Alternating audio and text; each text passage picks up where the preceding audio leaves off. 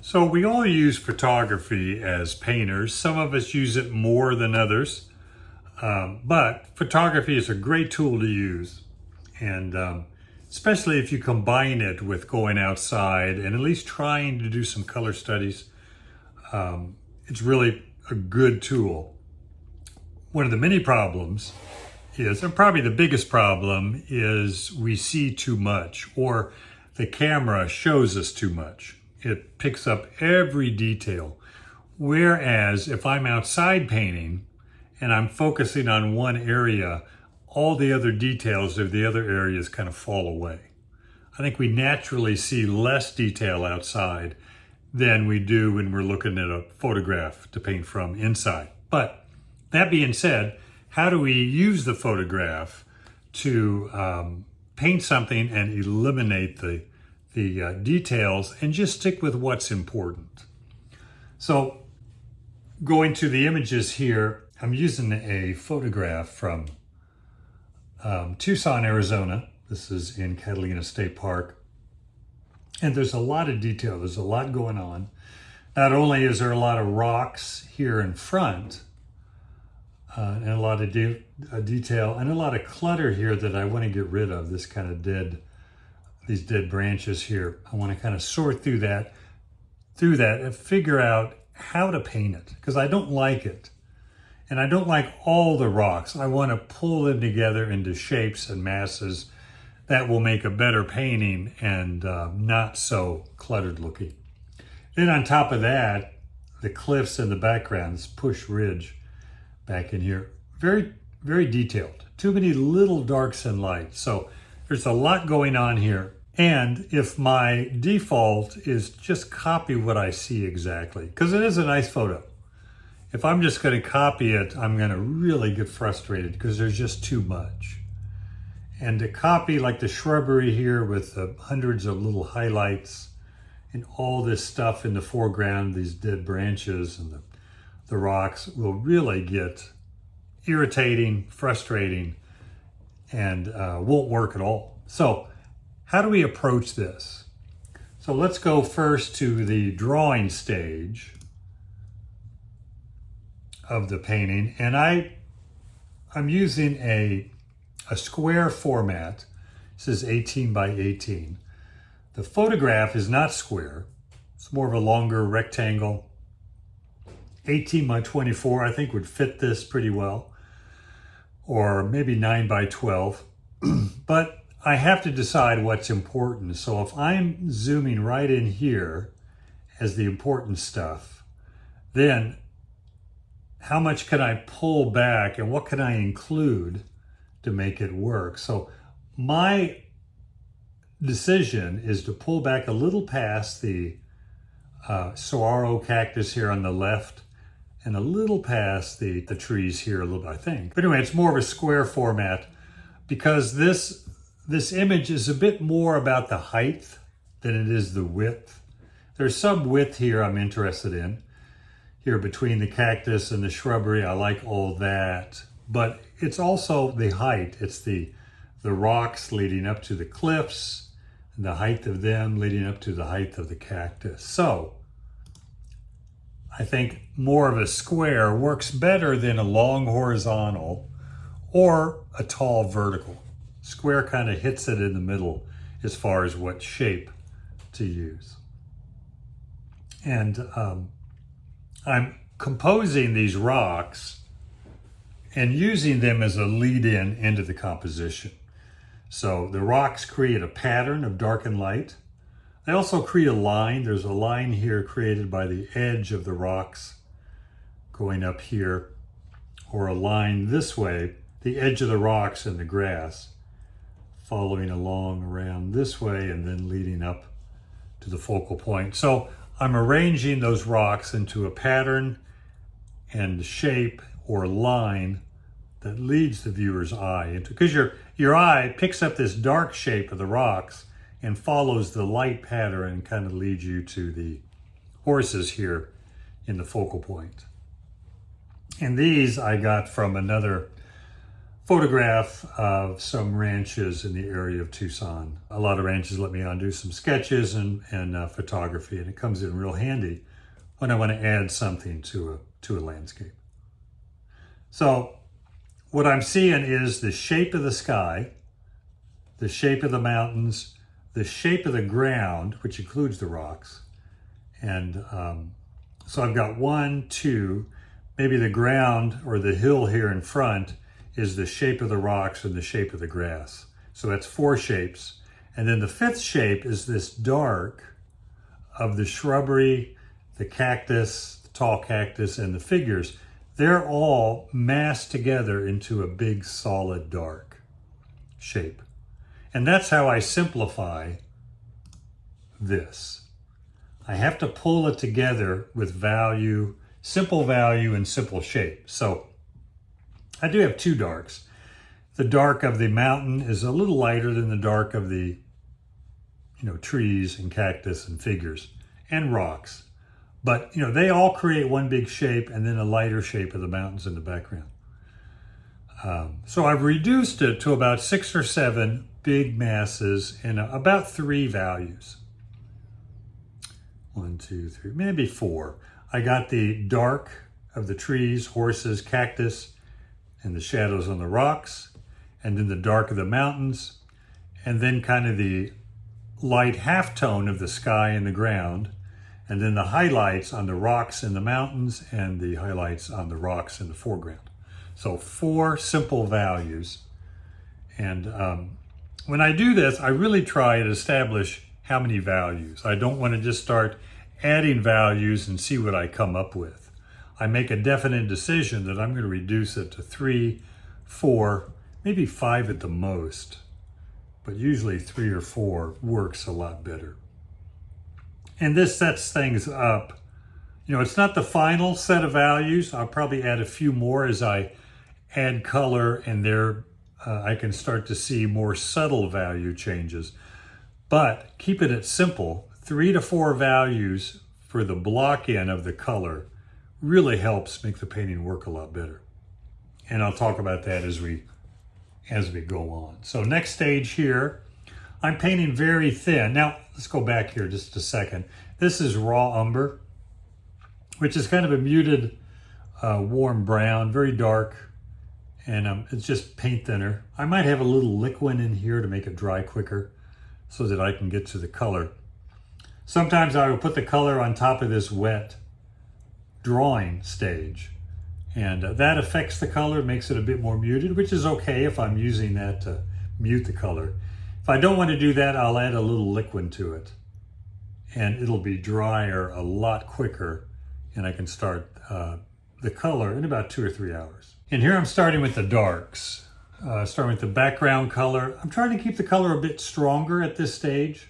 So it's a muted blue for the shadow. If I look at the photograph here, I could probably say a muted blue violet in there, but I went with blue. What matters is the value and the temperature of the color. And so a muted blue, leaving the lights. I'm trying to separate the bigger lights and darks. Even though the lights on the rocks aren't that big, they're kind of important. I need them to be very clean and very light. So I'm painting around the bigger ones.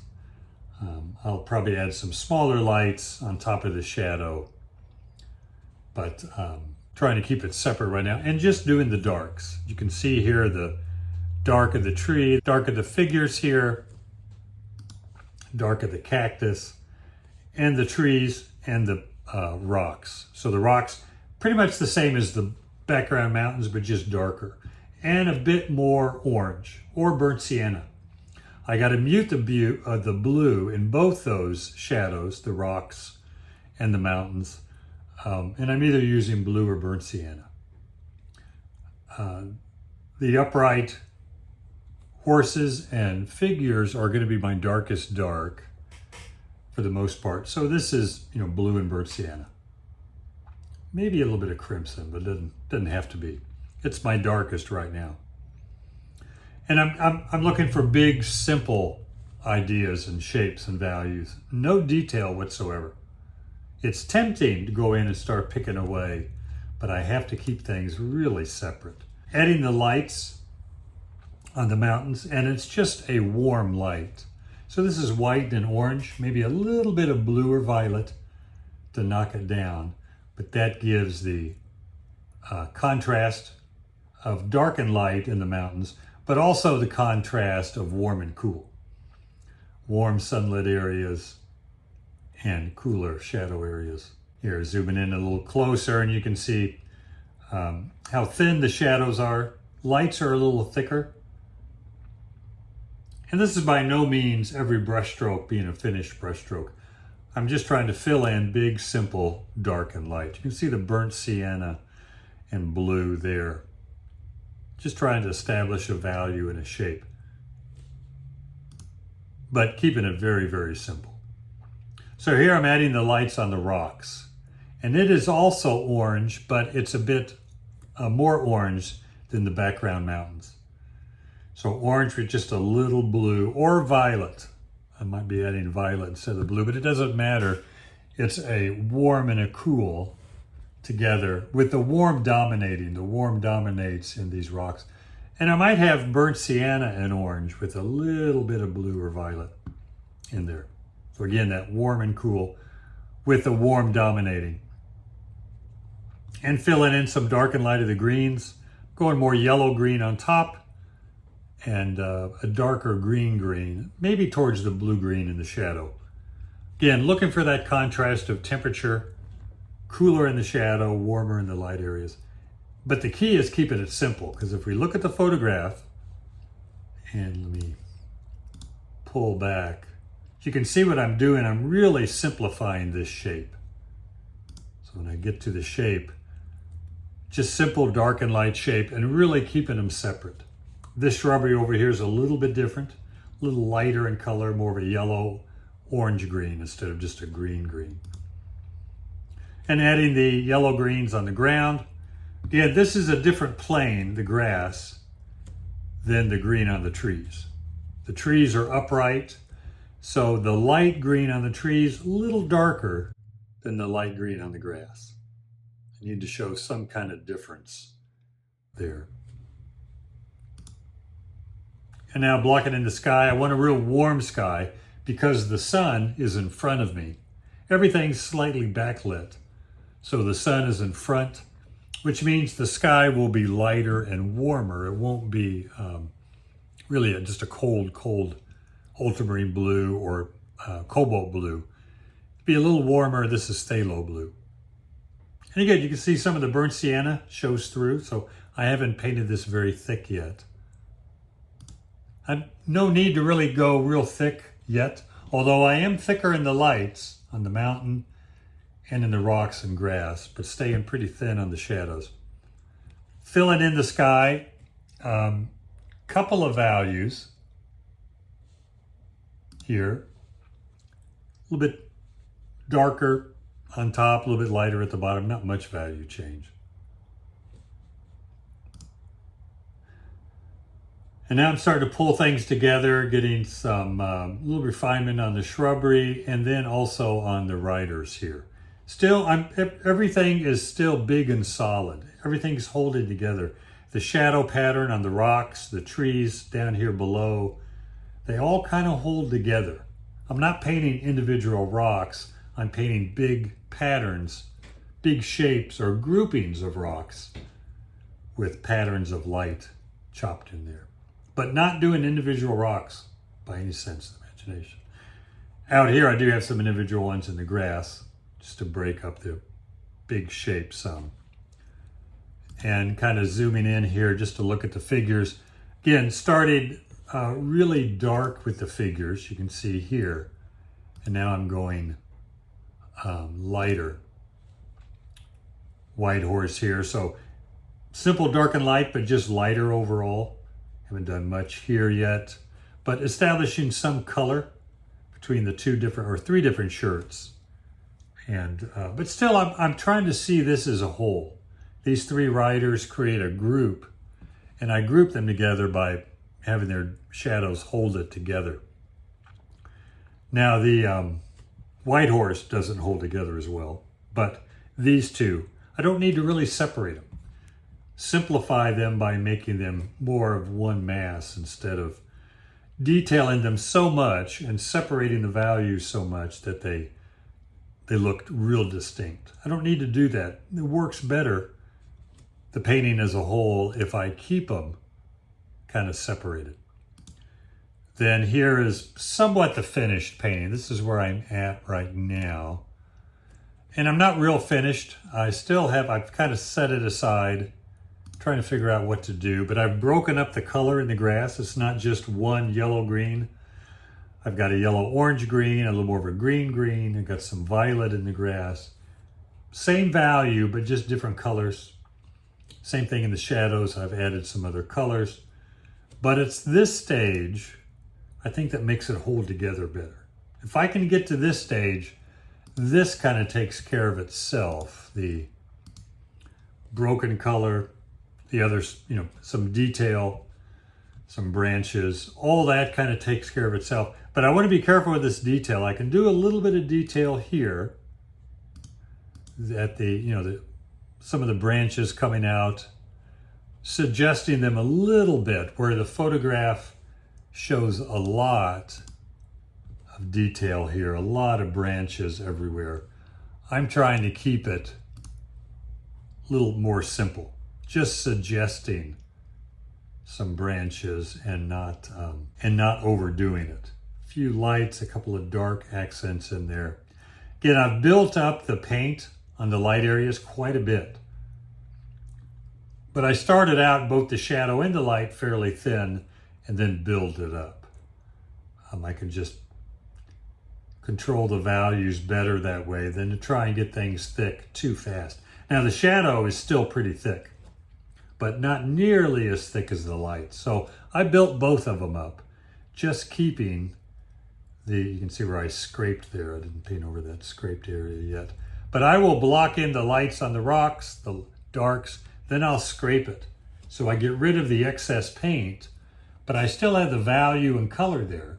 I just have more texture of the canvas showing through so that it can grab hold of the paint as I apply the paint again, and I can direct the brush strokes a little bit better. You can see I'm real definite with the brush direction on these rocks. But it's the solid shadow pattern that holds these rocks together and keeps them more of a unit than a bunch of individual rocks. And it can be touchy for a while. You can start getting too many little darks and lights, and then the pattern or the holding the rocks together can fall apart. So I have to simplify these lights and darks. But there is a definite light, halftone, and dark. Start with the dark and light and then add a little bit of halftone. Same thing with the trees. Not as much on the mountains. The mountains are far enough away that it's mostly just light and dark. Well, that will do it. Remember, the key is find a way to simplify your photograph in the very beginning and set up those simple patterns so that when it comes time for color, you're not trying to paint every little detail.